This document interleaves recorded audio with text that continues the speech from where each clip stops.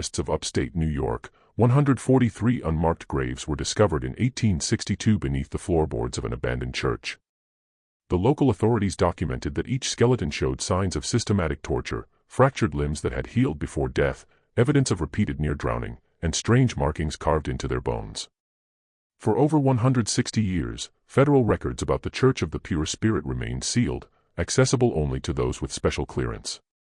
I've obtained documents never before revealed to the public that detail how three brothers, known as Elder Ezra, Deacon Silas, and Prophet Caleb Ravencroft, convinced hundreds of devoted followers that suffering was the only path to salvation, and how their dark rituals of purification led to what may be the most disturbing religious cult in American history. The small settlement of Ravenwood in upstate New York was unremarkable in most ways during the early 19th century. Nestled between rolling hills and dense forests approximately 40 miles north of Albany, it consisted of perhaps 300 souls who made their living through farming, timber, and trade with neighboring communities. The town had been founded in 1803 by settlers moving north from the Hudson Valley, seeking fertile land and new opportunities. Like much of upstate New York during this period, Ravenwood found itself at the epicenter of what historians would later call the Second Great Awakening, a period of intense religious revival that swept across America in the early 1800s. The region became known as the Burned-Over District due to the fervor of religious movements that seemed to ignite and spread like wildfire across its communities. It was a time when new denominations were born, old faiths were questioned, and charismatic preachers could draw crowds numbering in the thousands to outdoor revival meetings. Into this spiritual tumult arrived the Ravencroft brothers in the summer of 1825. Elder Ezra, the eldest at 42, had the commanding presence of a man accustomed to being obeyed. His deep-set eyes, nearly black in certain light, seemed to peer into one's very soul when he spoke of divine matters. Deacon Silas, 39, was more scholarly in appearance, with wire-rimmed spectacles and slender fingers perpetually stained with ink from his continuous writing of religious texts. Prophet Caleb, the youngest at 35, possessed an unsettling quality that many found both attractive and disturbing. He spoke in whispers that somehow carried across crowded rooms, and his pale blue eyes would often roll back during what he claimed were divine visions. The brothers arrived with substantial means, purchasing a large tract of land on the outskirts of town where they immediately began construction of what they called the Church of the Pure Spirit. Unlike the simple white-clapboard meeting houses common throughout New England and New York, their church was built of dark stone quarried from the nearby hills. Its architecture was unusual, a central octagonal sanctuary surrounded by 8 smaller chambers, with a steeple rising to a height that seemed excessive for such a remote location. Most striking was the absence of windows in the main sanctuary, with light provided only by carefully positioned lanterns during services. "We have been called by the Spirit to this place," Elder Ezra announced at their first gathering, which curiosity had made well attended despite initial skepticism from locals. "In an age of false prophets and lukewarm faith, we bring the true message of purification through tribulation. The Spirit has revealed to us that this community shall be the cradle of a new understanding." The brothers had timed their arrival perfectly. The religious landscape of 1825 America was fractured and uncertain. Traditional denominations like the Episcopalians and Presbyterians were losing ground to more emotional and demonstrative faiths. Methodists were gaining converts through circuit riders who brought fiery sermons to the frontier. Baptists were expanding rapidly with their emphasis on individual conversion experiences. And new American-born faiths were emerging. The Mormons would begin their journey just 1 year later and less than 100 miles away when Joseph Smith published the Book of Mormon in 1830. In this environment of spiritual searching, the Ravencrofts' message found fertile ground. Their doctrine was deceptively simple at first: true salvation could only be achieved through suffering that burned away sin and impurity. They cited biblical passages about refinement through fire and Christ's suffering on the cross. But what distinguished their teaching was the literal interpretation. Physical suffering was not just metaphorical but necessary for spiritual cleansing. "The flesh is the vessel of sin," Deacon Silas would explain during early sermons, his voice measured and reasonable. "Therefore, the flesh must be tested, tried, and purified through tribulation. Only when the body has been broken can the spirit truly soar." Their congregation grew steadily through that first year. The brothers were selective about who could join, requiring potential members to undergo a discernment interview with Prophet Caleb, who would determine if they were worthy vessels for purification. Those accepted were predominantly from 3 groups: the desperately poor seeking community and purpose, the deeply troubled seeking redemption from past sins, and the wealthy seeking spiritual experiences beyond what traditional churches offered. Margaret Wilkins was among the first converts, a widow who had lost her husband and 2 children to scarlet fever the previous winter. She had been contemplating ending her life when she encountered Elder Ezra in town. "He looked at me as though he could see my thoughts," she wrote in a journal later discovered by federal investigators. "He told me my suffering had meaning, that it was preparing me for a greater purpose. For the first time since burying my family, I felt something other than despair." By 1827, the Church of the Pure Spirit had grown to nearly 100 members. Some lived in simple dwellings constructed around the church, while others maintained homes in Ravenwood but spent most of their time at the church compound. The Ravencrofts encouraged members to donate their property and savings to the church, explaining that worldly attachments prevented spiritual elevation. The most devoted followers were invited to become vessels of the Spirit, a special status that required them to undergo more intensive purification rituals. These early ceremonies were relatively mild compared to what would come later: extended fasting, night-long prayer vigils, and rituals involving ice-cold water that symbolized the drowning of the sinful self. What few outsiders realized was how methodically the Ravencrofts were escalating the intensity of these practices. Like the proverbial frog in slowly heating water, their followers were being conditioned to accept increasingly extreme forms of purification without recognizing the dangerous path they were traveling. By 1829, when construction began on an extensive network of chambers beneath the church, the Ravencrofts had established complete control over their followers' lives, thoughts, and bodies. The stage was set for darkness to descend upon the Church of the Pure Spirit. As Prophet Caleb reportedly told his brothers in a private meeting documented years later, "The sheep have been gathered. Now begins the true work of the shepherd." The people of Ravenwood would soon discover that the Ravencroft brothers' definition of shepherd had little to do with protection and everything to do with sacrifice. The transformation of the Church of the Pure Spirit from an unusual but seemingly benign religious community to something far more sinister can be traced to a specific date: December 21, 1829, the winter solstice, the longest night of the year. What occurred that night would later be referred to in secret church documents as the First Ascension, and would establish the pattern for the horrors that followed. The day began with an announcement from Elder Ezra that Prophet Caleb had received a profound vision during the night. The entire congregation was summoned to the church for what was described as a revelation of the next level of purification. As darkness fell and the temperature dropped below freezing, nearly 150 followers filled the windowless sanctuary, which was illuminated only by 12 large candles positioned at the points of an enormous pattern carved into the wooden floor, a spiral that wound inward toward a central platform. Thomas Hartford, a blacksmith who had joined the church 6 months earlier following the death of his wife, later escaped and provided testimony about what happened next. According to Hartford, Elder Ezra addressed the congregation with unusual intensity, his voice rising to a fever pitch as he described how their previous purification rituals had been merely preparation for the true cleansing. "Brothers and sisters," Elder Ezra proclaimed, "we have been patient shepherds, guiding you gently toward understanding. But the Spirit grows impatient with our progress. Tonight, Prophet Caleb has been shown the true path to salvation, and it requires greater courage than we have yet demanded." At this point, Prophet Caleb emerged from one of the side chambers. Witnesses described him as appearing transformed, his skin unnaturally pale, his movements jerky and uncoordinated, his eyes rolled back to show only whites. He began to speak in what he claimed was the tongue of angels, a series of guttural sounds and high-pitched wails that echoed through the sanctuary. After several minutes of this disturbing display, Prophet Caleb collapsed to the floor.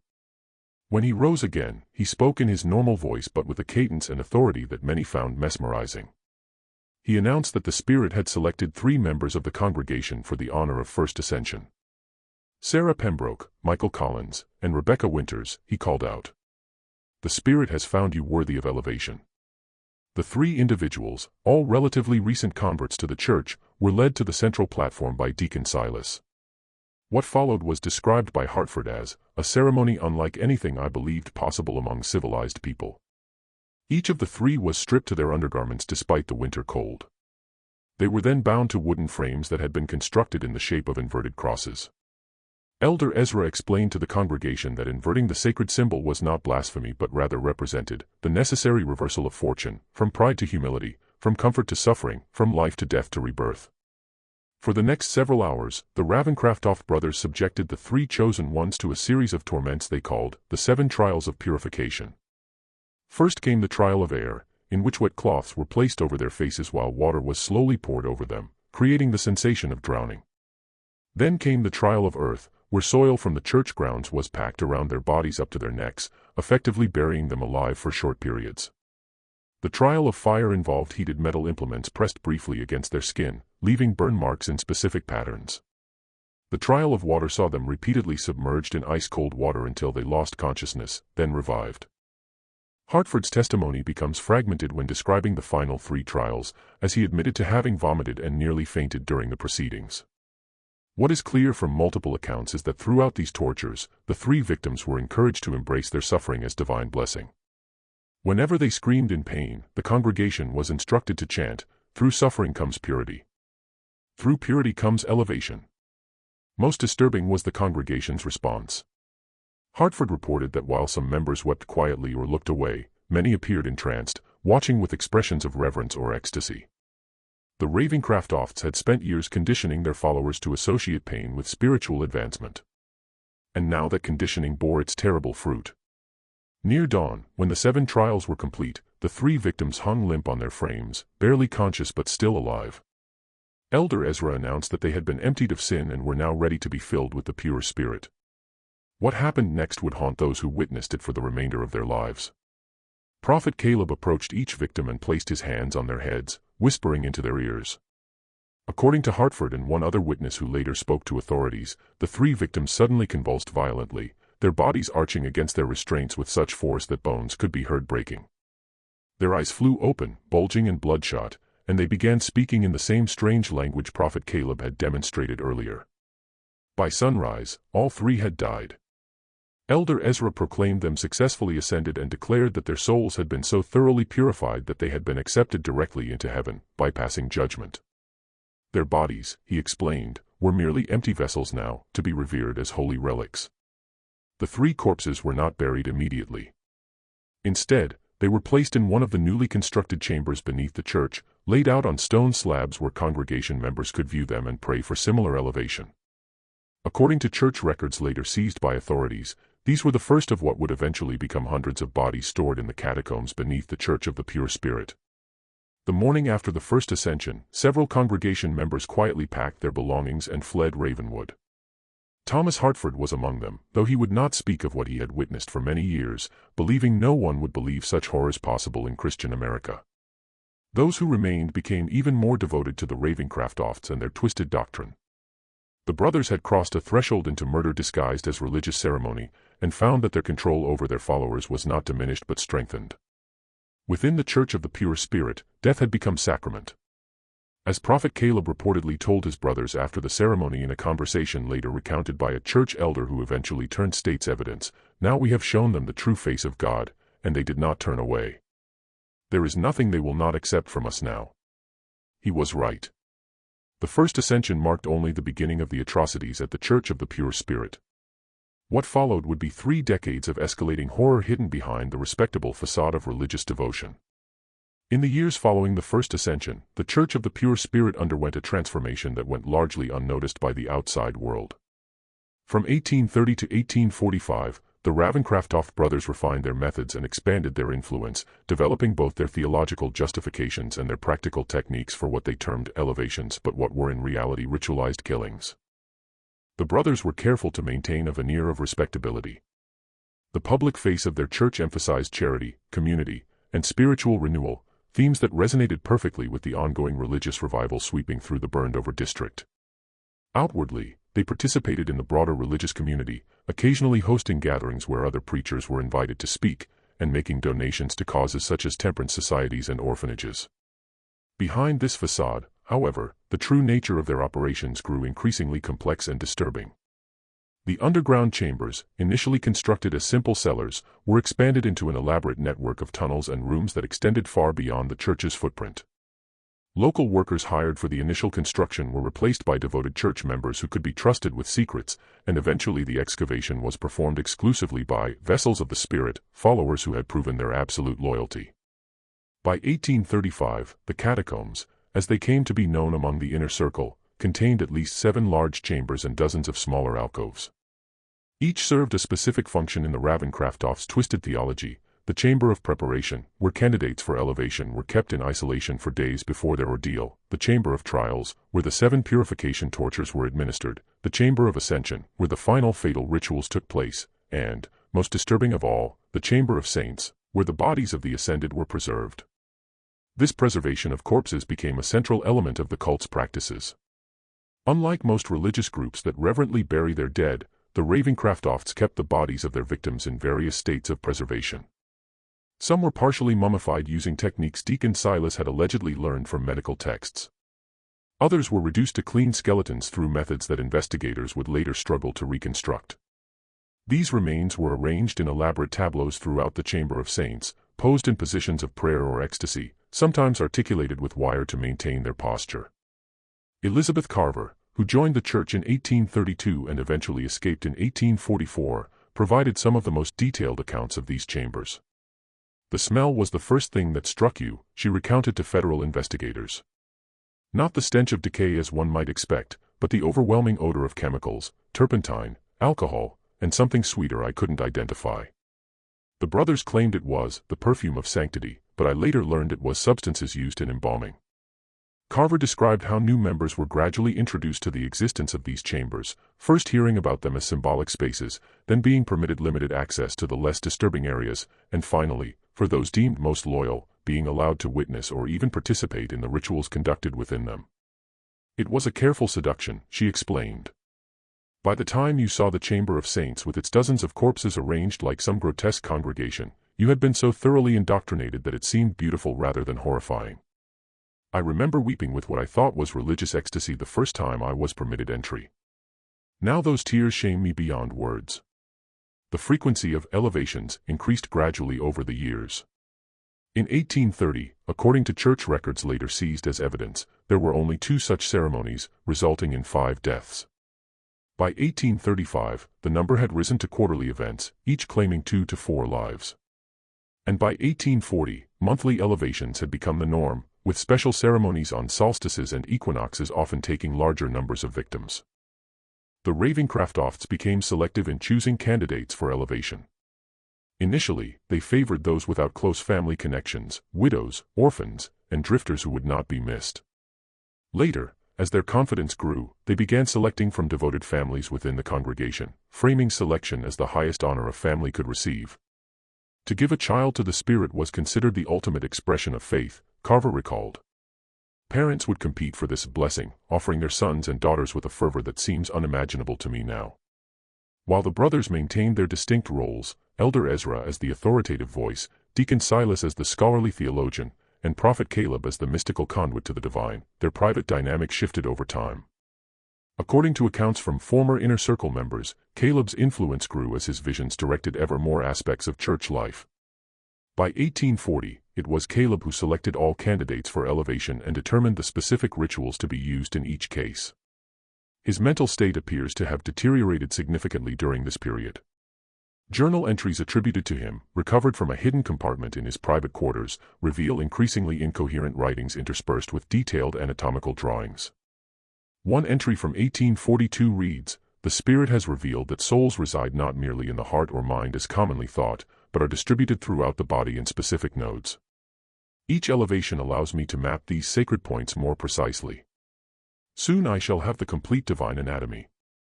As the church's membership grew to nearly 300 by 1845, the Ravencrofts faced the practical challenge of disposing of evidence from their increasing number of elevations. This led to one of their most macabre innovations, the selling of human remains to medical schools. In the mid-19th century, medical colleges struggled to obtain cadavers for anatomical study. Legal sources were limited primarily to executed criminals, leaving an insufficient supply for teaching purposes.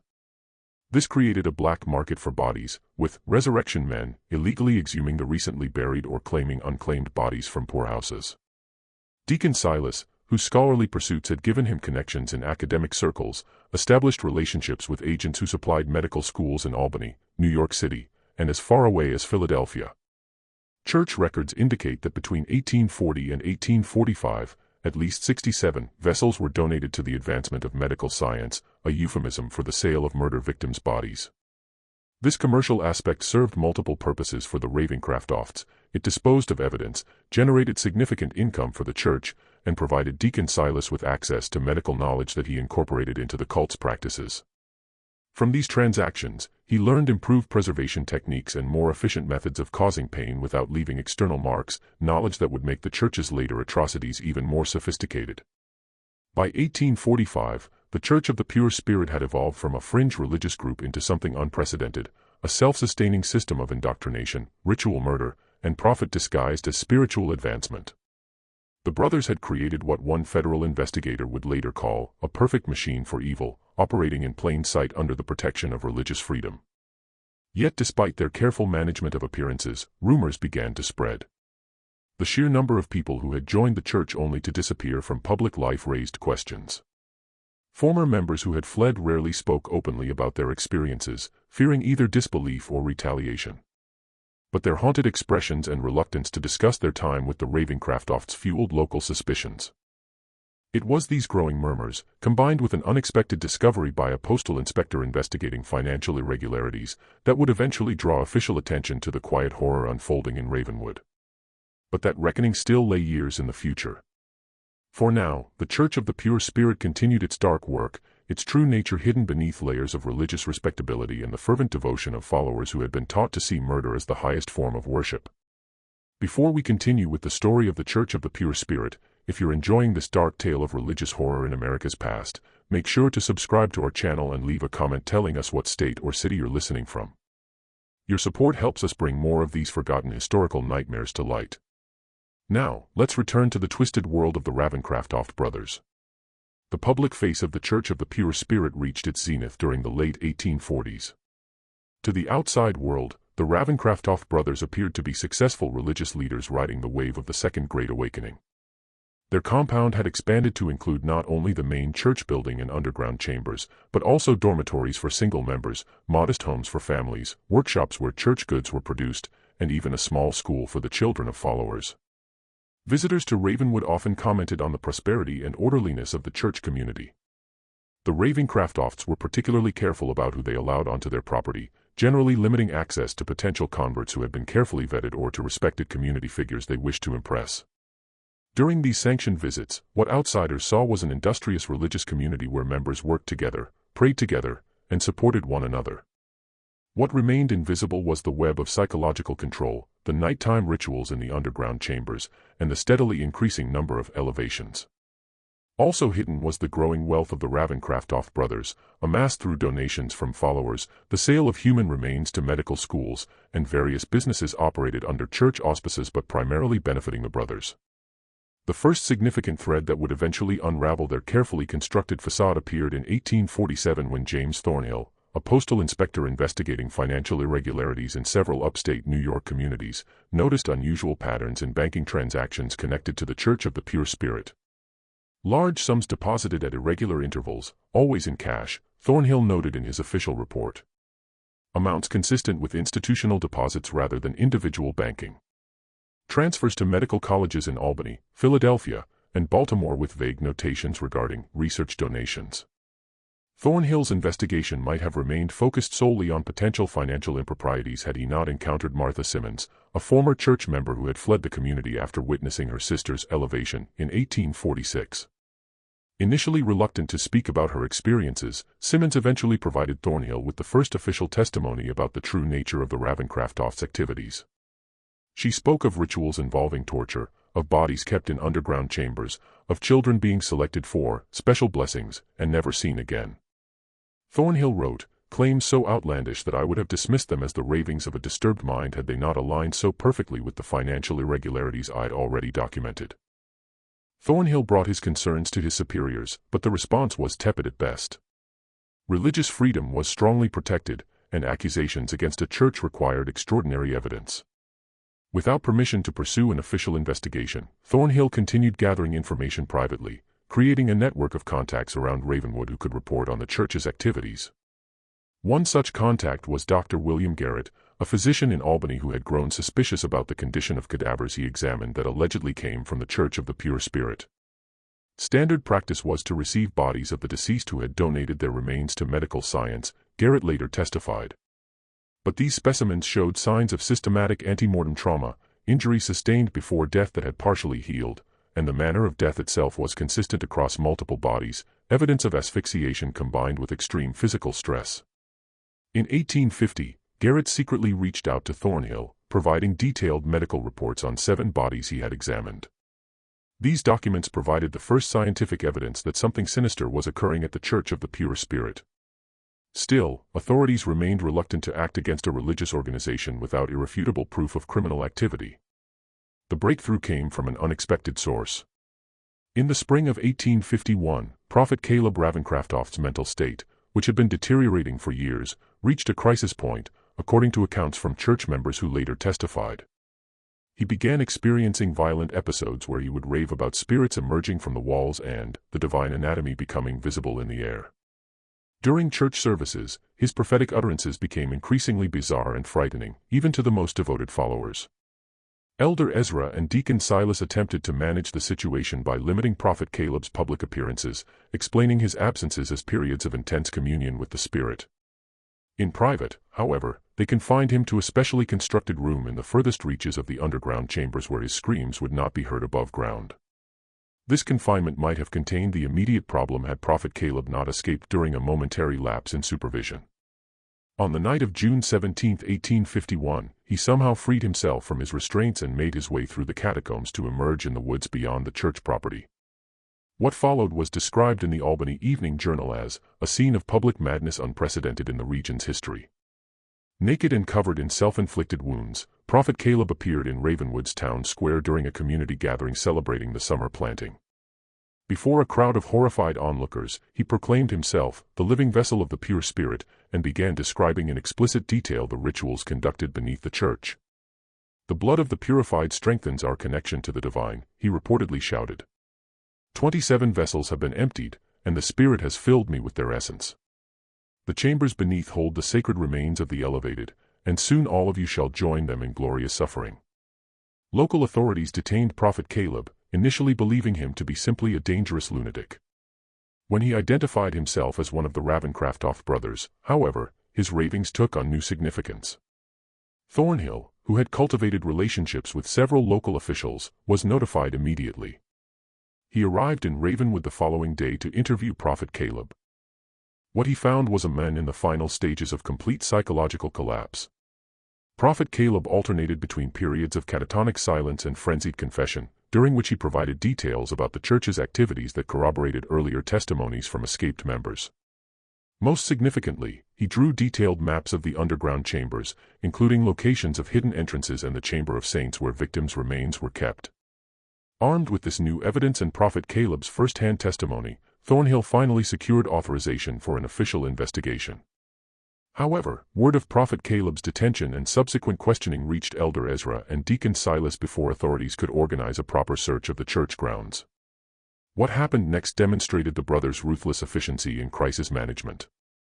Within hours of learning of Prophet Caleb's detention, they initiated what church records later revealed was a contingency plan called the Cleansing Flame.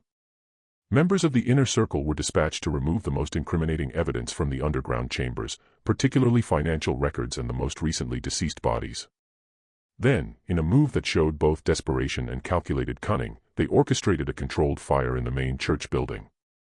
The fire was carefully set to destroy specific areas while leaving others intact, creating the appearance of a tragic accident rather than deliberate destruction of evidence. By the time authorities arrived with a search warrant on June 19, 1851, they found the church building partially burned and the congregation engaged in recovery efforts. Elder Ezra greeted officials with apparent cooperation, expressing shock at his brother's mental breakdown and offering full access to the property. "It seems God has tested us doubly," he reportedly told investigators. "First with the affliction of my beloved brother's mind, and now with this terrible fire. But we shall rebuild, as faith must always rise from ashes." The investigation that followed was hampered not only by the fire damage but by the brothers' meticulous preparation. The entrance to the main tunnel system had been collapsed in the fire, making access difficult. When excavation finally revealed the underground chambers, investigators found them partially flooded, a result of deliberately diverted water from a nearby stream. Many rooms had been emptied of their contents, with evidence of hasty removal. Nevertheless, enough remained to confirm the most disturbing aspects of Prophet Caleb's confession. In chambers that had escaped both fire and flooding, investigators discovered specialized restraints, tools modified for torture, and chemical compounds used in embalming. Most damning was the Chamber of Saints, where, despite efforts to remove evidence, dozens of human remains were found in various states of preservation. "The scene defies adequate description," wrote federal investigator Daniel Blackwood in his official report. Skeletal remains arranged in poses of supplication, partially preserved corpses seated as though participating in some macabre congregation, and, most disturbing, small chambers containing the remains of children positioned as though at play but bearing clear evidence of violent deaths. The discovery shocked even hardened investigators. Newspaper accounts, though heavily censored due to Victorian sensibilities, conveyed enough details to create widespread horror. The Albany Evening Journal's headline on June 25, 1851, read simply, "House of Worship Revealed as Charnel House, Brothers Accused of Unspeakable Acts in the Name of Religion." As authorities worked to identify the remains and determine the full extent of the Ravencroft's crimes, Elder Ezra and Deacon Silas maintained their innocence. They claimed that Prophet Caleb had conducted his activities in secret without their knowledge or approval, and expressed shock and dismay at the discoveries. Given their careful compartmentalization of church operations, this defense might have carried some weight had it not been for one final damning piece of evidence. In a hidden compartment beneath Deacon Silas's personal quarters, investigators discovered a leather-bound ledger documenting every elevation from 1829 to 1851.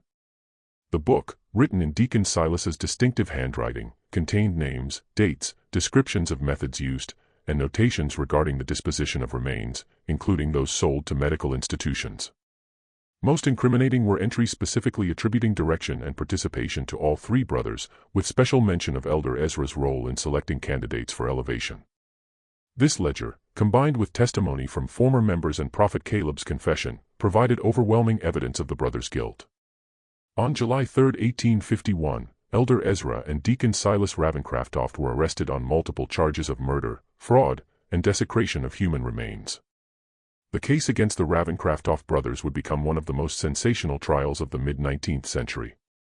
Though much of the most disturbing evidence was kept from public view by authorities concerned about its potential impact on public morality and religious sensibilities, the investigation continued to uncover new horrors, expanding well beyond the events at the church itself to include the brothers' earlier activities and the full network of their operations. But even as the legal process moved forward, the darkest secrets of the Church of the Pure Spirit remained hidden, awaiting discovery by those who would continue to investigate long after the Ravencrofts had faced justice. As the investigation into the Church of the Pure Spirit deepened through the summer of 1851, authorities found themselves confronting a criminal enterprise far more extensive than initially believed. The Ravencroft brothers had created not merely a cult with aberrant practices, but an intricate system that extended tendrils into multiple aspects of American society, religious, medical, and financial. Elder Ezra and Deacon Silas remained in custody awaiting trial, while Prophet Caleb had been committed to the state lunatic asylum at Utica, deemed too mentally unstable to stand trial. Their followers, meanwhile, had scattered, some fleeing to avoid prosecution, others remaining in Ravenwood in a state of shock and disbelief, their entire worldview shattered by the revelations. Federal investigator Daniel Blackwood, assigned to lead the case, established a temporary office in Ravenwood to coordinate the sprawling investigation. As he pieced together evidence from church records, witness testimonies, and forensic examinations, a disturbing timeline emerged that stretched back even before the brothers' arrival in upstate New York. The Ravencrofts did not begin their crimes in Ravenwood, Blackwood wrote in a confidential report to his superiors in Washington. Evidence suggests similar activities in at least 3 previous locations dating back to 1817. In each case, they established a religious community, gathered vulnerable followers, and departed before authorities became suspicious. What distinguishes Ravenwood is not the nature of their activities, but their duration and scale. Records recovered from a hidden vault beneath Deacon Silas's quarters revealed that the brothers had operated under different names in Connecticut, Pennsylvania, and Ohio before settling in New York. In each location, they had refined their methods, learning from mistakes and developing the theological framework that would eventually become the doctrine of the Church of the Pure Spirit. Most disturbing was evidence suggesting the brothers had not acted entirely alone. Correspondence between Deacon Silas and individuals at several medical colleges indicated knowledge, if not explicit awareness, of the illicit source of the specimens being provided.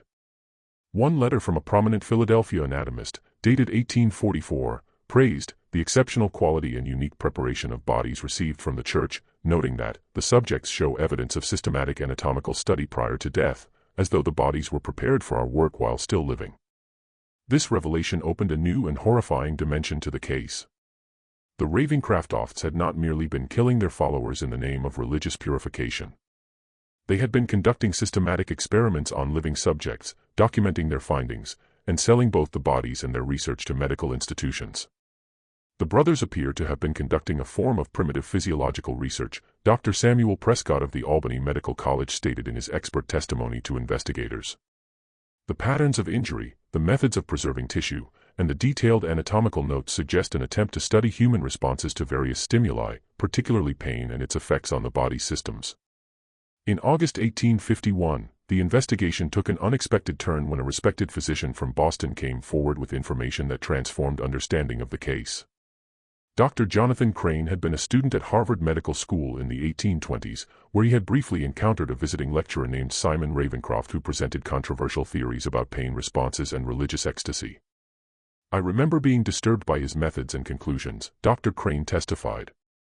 He described experiments that seemed unethical even by the standards of that time, and spoke of pain as a gateway to transcendent experience.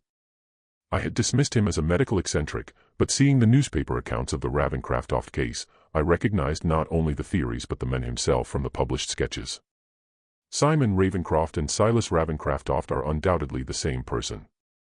This connection suggested that the religious doctrine of the Church of the Pure Spirit had not been merely a means of controlling followers or justifying murder, but rather that the religious framework had been constructed specifically to facilitate systematic human experimentation. The brothers had created a belief system that not only permitted but sanctified the very acts that served their research. As investigators followed this new line of inquiry, they discovered a hidden room beneath Deacon Silas's quarters that contained hundreds of notebooks filled with detailed anatomical drawings, experimental protocols, and observations. The journals documented a grotesque research program spanning decades, with entries becoming increasingly scientific and less religious in their language as time progressed. Subject 157 maintained consciousness for 47 minutes after removal of, redacted, read one particularly disturbing entry from 1848. Heart continued functioning for 12 minutes beyond loss of consciousness.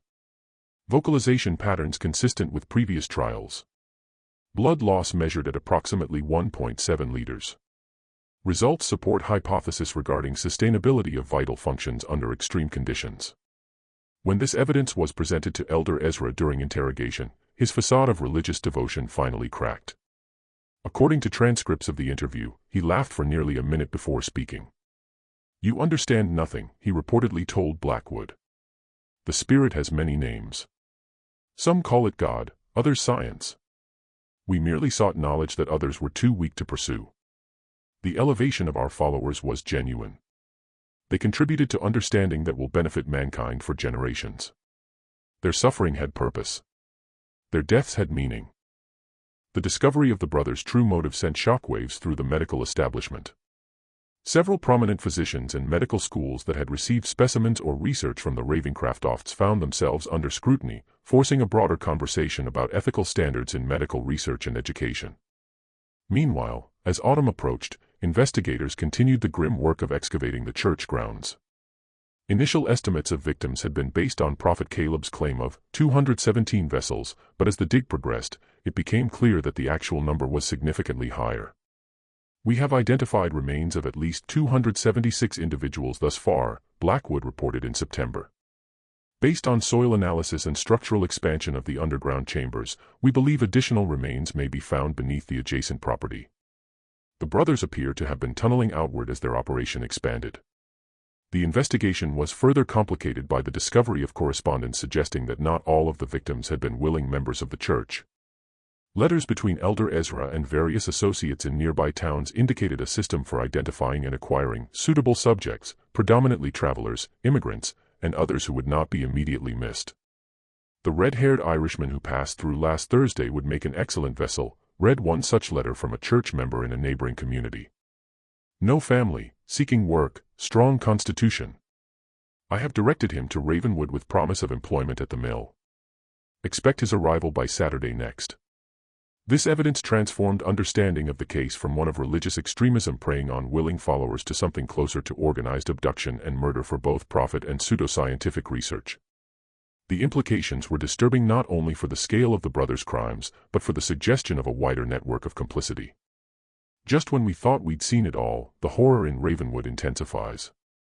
If this story is giving you chills, share this video with a friend who loves dark mysteries. Hit that like button to support our content. And don't forget to subscribe to never miss stories like this. Let's discover together what happens next.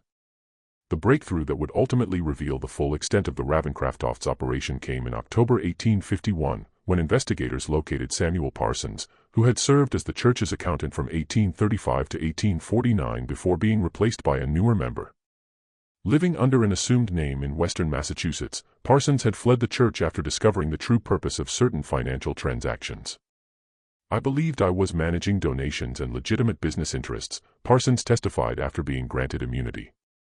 "When I discovered entries for specimen preparation and research grants that corresponded with disappearances among the congregation, I began keeping private records.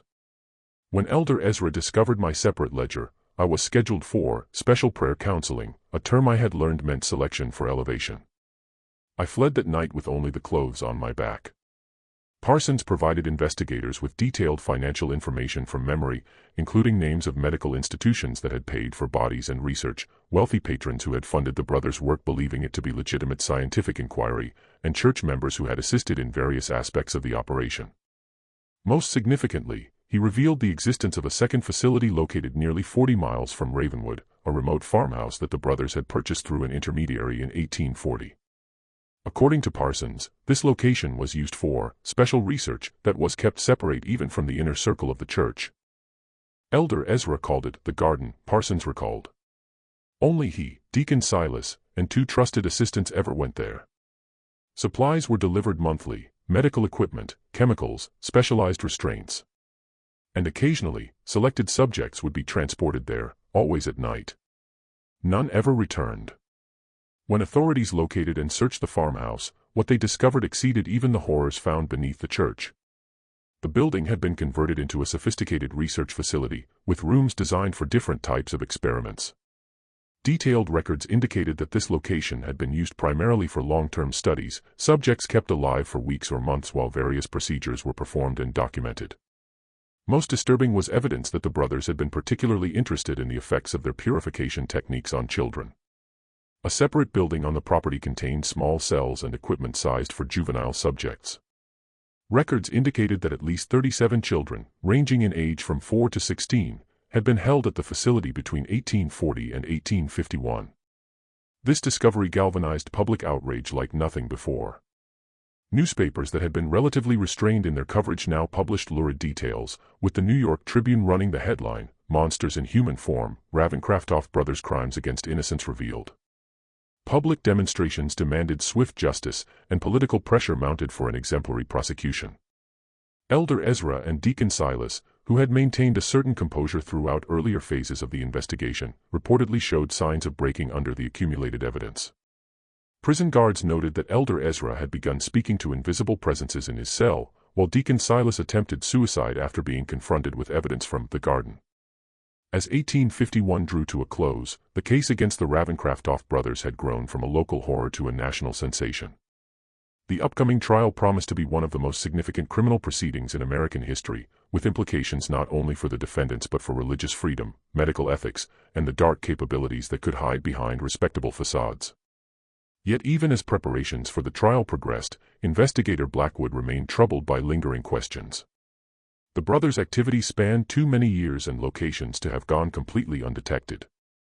Their connections to medical institutions and wealthy patrons suggested a level of protection that seemed implausible without some form of official complicity.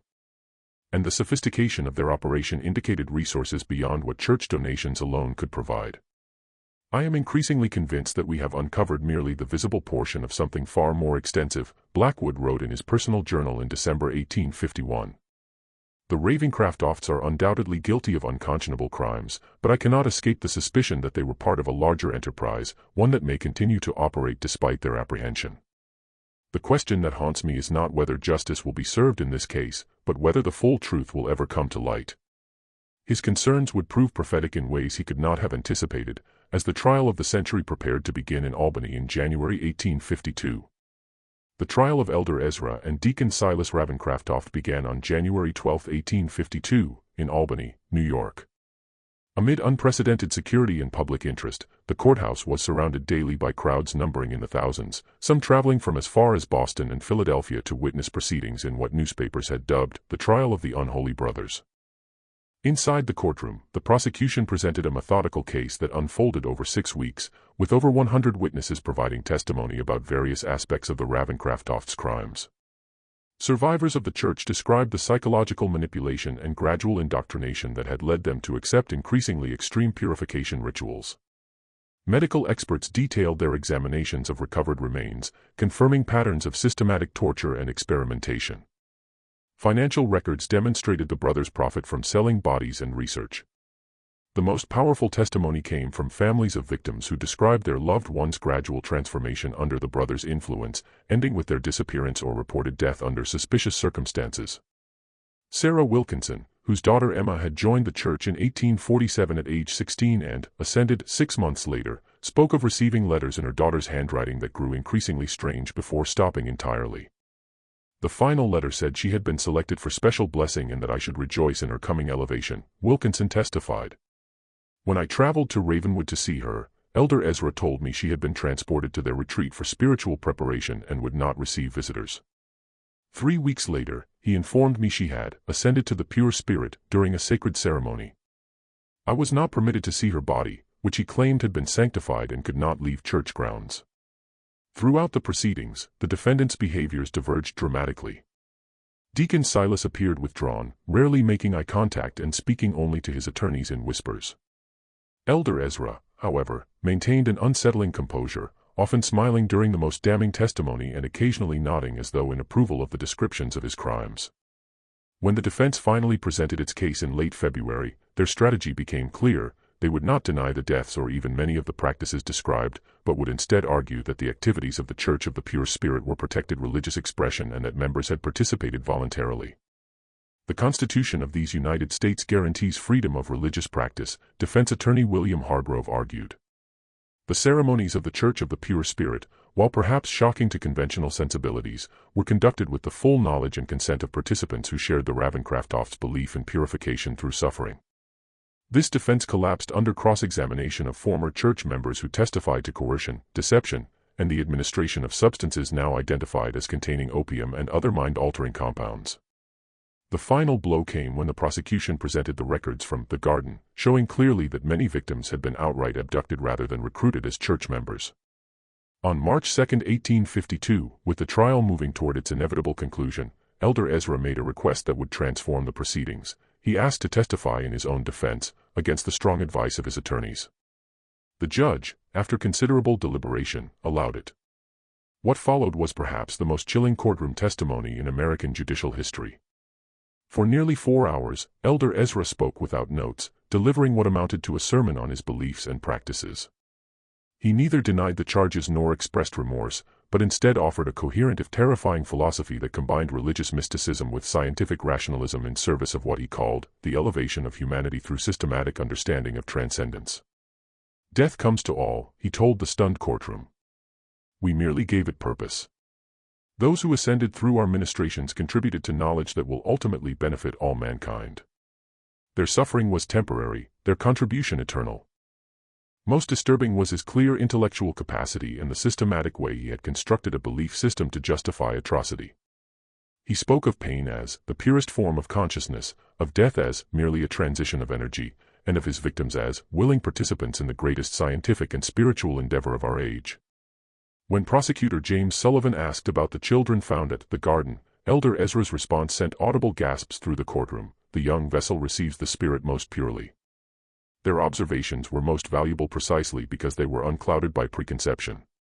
We honored them by allowing their suffering to illuminate paths others feared to tread.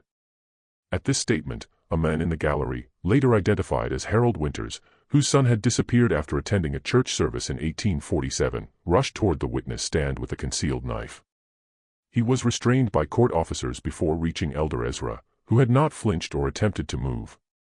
You see, Elder Ezra remarked calmly after Winters had been removed, "Even now the mere suggestion of truth provokes violence from those too limited to comprehend it." This has always been the response to those who push beyond conventional boundaries of knowledge and belief. After Elder Ezra's testimony, Deacon Silas declined to take the stand. His attorney offered only a brief statement suggesting that his client had been under his brother's influence and requesting mercy on those grounds. The prosecution's closing arguments emphasized the calculated nature of the brothers' crimes, the suffering of their victims, and the betrayal of both religious faith and scientific principle their actions represented. The jury deliberated for less than 3 hours before returning with guilty verdicts on all counts for both defendants. On March 10, 1852, Judge William Blackwood sentenced the Ravencroft brothers to death by hanging, declaring their crimes an offense against God, humanity, and the moral foundation upon which civilized society rests.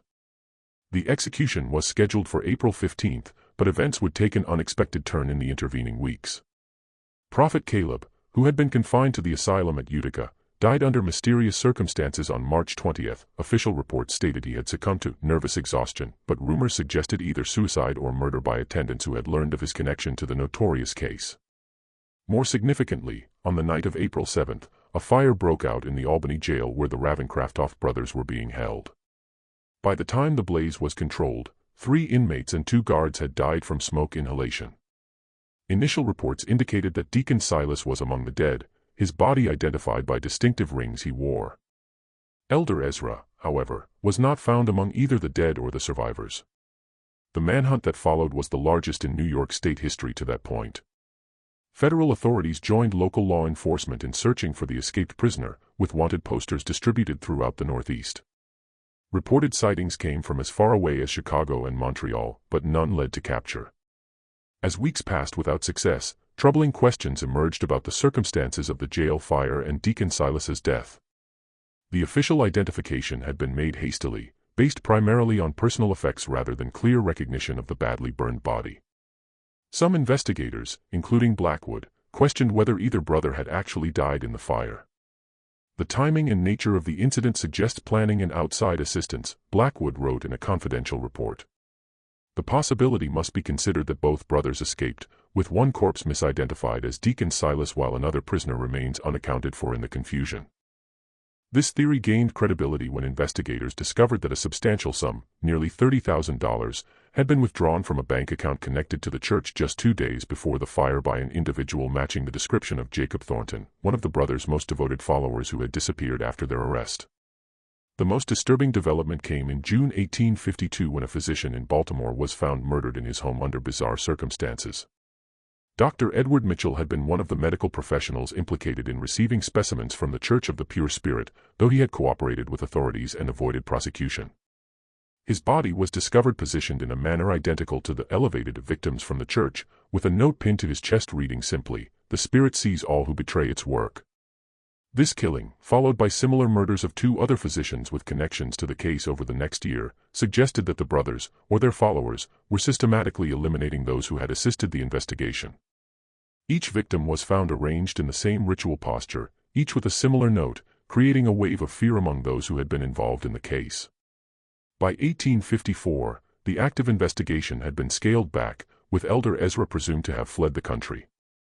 Occasional reports of religious groups with practices reminiscent of the Church of the Pure Spirit emerged from places as distant as New Orleans, St. Louis, and San Francisco, but none led to the recapture of the infamous preacher. Blackwood, who had been reassigned to other cases but continued to investigate the Ravencrofts privately, became convinced that Elder Ezra had not merely escaped but had reconstituted his operation in some new location, perhaps with the assistance of a network of followers more extensive than initially believed. The Ravencroft case represents not the end of a criminal enterprise, but merely its exposure, he wrote in his final report before retiring in 1860. The combination of religious fervor, scientific curiosity without moral constraint, and the promise of transcendent knowledge creates a powerful allure that did not die with our prosecution of 2 of its practitioners. I fear we have merely driven this darkness further into the shadows, where it continues its work beyond our sight. His assessment would prove prophetic. In the decades that followed, scattered reports would emerge of religious groups with striking similarities to the Church of the Pure Spirit appearing briefly before disappearing again, often leaving unexplained disappearances in their wake. None were directly linked to Elder Ezra Ravencroft. Yet the pattern suggested his influence lived on. The most significant such incident occurred in 1862, a decade after the original case, when a small church calling itself the Sanctuary of Divine Understanding was discovered abandoned near the Massachusetts-Vermont border. Local authorities investigating reports of strange noises and lights found an empty building with a hidden cellar containing evidence of recent ritual activities consistent with the Ravencroft's practices. Most disturbing was a journal recovered from the site, written in handwriting experts would later confirm matched Elder Ezra's known script. The final entry, dated just 3 days before the discovery, read, "The work continues as it must. Each vessel contributes to understanding. Each elevation brings the final revelation closer. 100 years from now, when the full truth emerges, all will recognize our sacrifice as the foundation of a new age of understanding. The Spirit is patient. So too must be its servants." Whether this represented Elder Ezra's final testament or merely another disappearance before resurfacing elsewhere remains unknown. No confirmed sighting of him was ever recorded after the Albany jail fire, leaving his ultimate fate as one of the great unsolved mysteries of American criminal history. The official investigation into the Church of the Pure Spirit and the Ravencroft brothers formally concluded in 1862 with the discovery of the abandoned Sanctuary of Divine Understanding and the journal attributed to Elder Ezra. Federal authorities, stretched thin by the demands of the Civil War, classified the case as resolved despite the lack of certainty regarding Elder Ezra's fate. The physical evidence from both Ravenwood and the subsequent sites linked to the brothers was consolidated in a special archive within the Department of Justice, accessible only to officials with specific authorization. This collection, including journals, ritual implements, financial records, and anatomical drawings, remained largely unexamined for decades, a testament to the government's discomfort with the brothers' legacy. In the communities affected by the Ravencrofts, the process of healing and reconciliation proceeded slowly. Ravenwood itself never fully recovered from its association with the notorious case. The church property was seized by the state, the buildings demolished, and the land left vacant. Many residents relocated rather than live with the stigma of connection to what newspapers had called the American House of Horror. Those who had lost family members to the brothers' elevations formed a support society that eventually expanded to include survivors of similar experiences elsewhere. This group, initially called the Assembly of Reconciliation and later known simply as the Assembly, dedicated itself to identifying and exposing religious practices that crossed the line into exploitation or abuse. The most profound and lasting impact of the Ravencroft case, however, emerged in the field of medical ethics. The revelation that respected medical institutions had knowingly or unknowingly benefited from the brothers' crimes prompted the first serious national conversation about the sourcing of cadavers for medical education and the ethical boundaries of research. In 1855, the American Medical Association adopted its first formal code of ethics regarding anatomical specimens, requiring documentation of legal acquisition for all bodies used in teaching or research. This was followed in 1858 by legislation in several states establishing stricter regulation of medical schools and anatomical research facilities. Dr. William Harrison, who had been instrumental in bringing the Ravencroft's connections to medical institutions to light, became a leading advocate for ethical reform. His 1860 treatise on the moral imperative in scientific inquiry directly addressed the Ravencroft case, arguing that knowledge obtained through cruelty is itself corrupted at its source, and that science divorced from humanity's moral compass inevitably leads to atrocity disguised as progress. The brothers' fusion of religious doctrine and pseudoscientific research had exposed vulnerabilities at the intersection of faith, science, and authority, vulnerabilities that American society would continue to grapple with long after the specific details of their crimes had faded from public memory. Throughout the latter half of the 19th century, rumors persisted about Elder Ezra's survival and continued activities. Reported sightings placed him in locations ranging from California gold mining camps to New Orleans spiritual societies to European medical conferences. While none were confirmed, the persistence of these accounts reflected the deep impression his particular brand of charismatic malevolence had left on the American consciousness. More concrete was the evidence of the brothers' continuing influence through followers who had escaped prosecution. Between 1865 and 1890, authorities identified at least 7 small religious groups in different parts of the country that incorporated elements of the Church of the Pure Spirit's doctrines and practices. While none reached the scale or extremity of the original, their existence suggested that the brothers' ideas had taken root beyond their direct control. The most significant such group was discovered in 1879 in rural Missouri, where a charismatic preacher calling himself Brother Elijah had established a small community centered on the concept of transcendence through tribulation. When local authorities investigated reports of concerning activities, they found ritual implements and journals directly referencing the Ravencroft's teachings. Brother Elijah, later identified as Thomas Whitfield, a former Inner Circle member of the Church of the Pure Spirit, took his own life rather than face arrest. The final confirmed chapter of the Ravencroft saga came in 1899 when a collection of papers was anonymously donated to the Harvard Medical School library.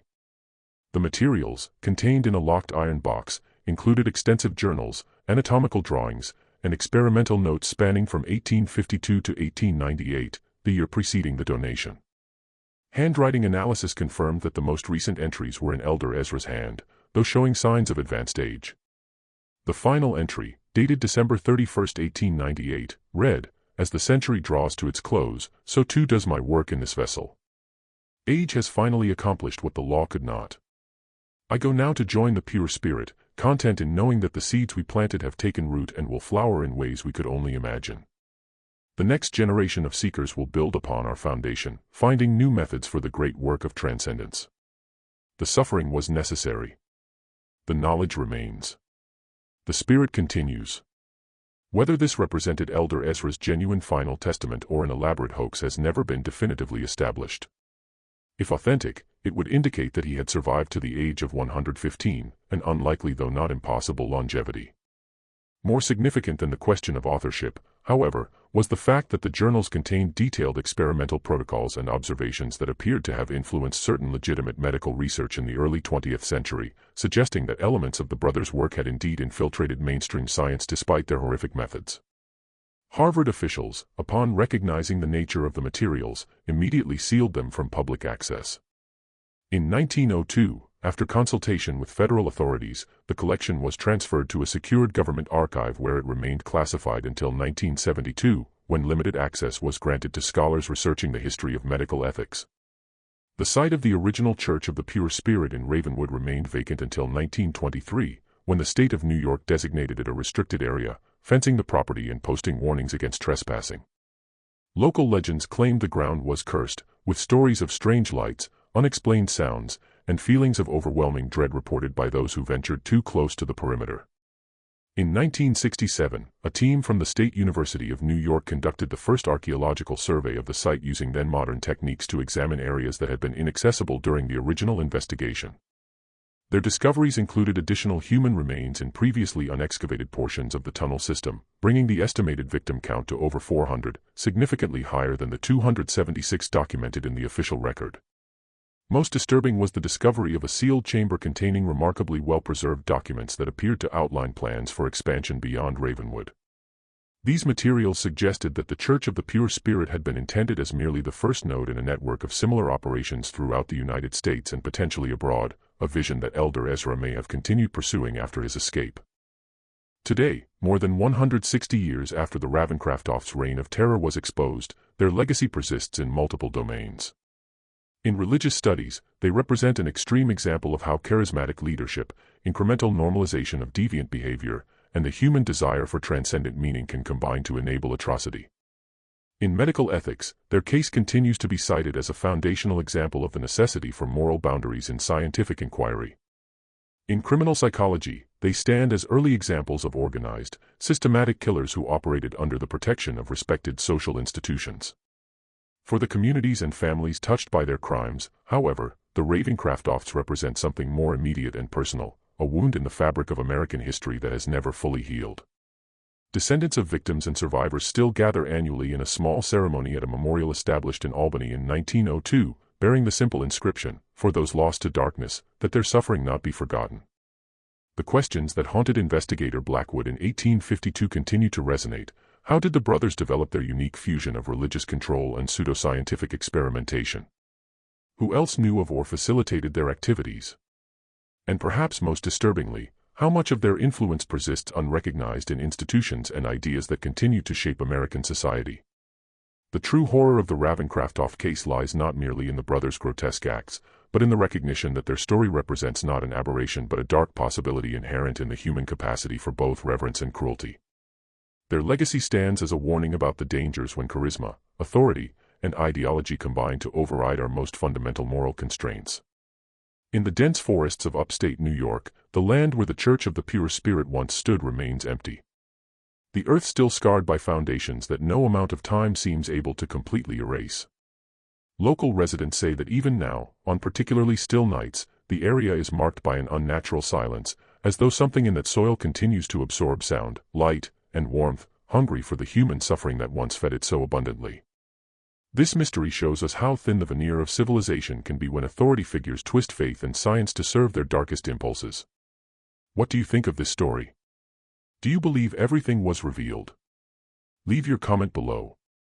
If you enjoyed this tale and want more horror stories like this, subscribe, hit the notification bell, and share with someone who loves mysteries. See you in the next.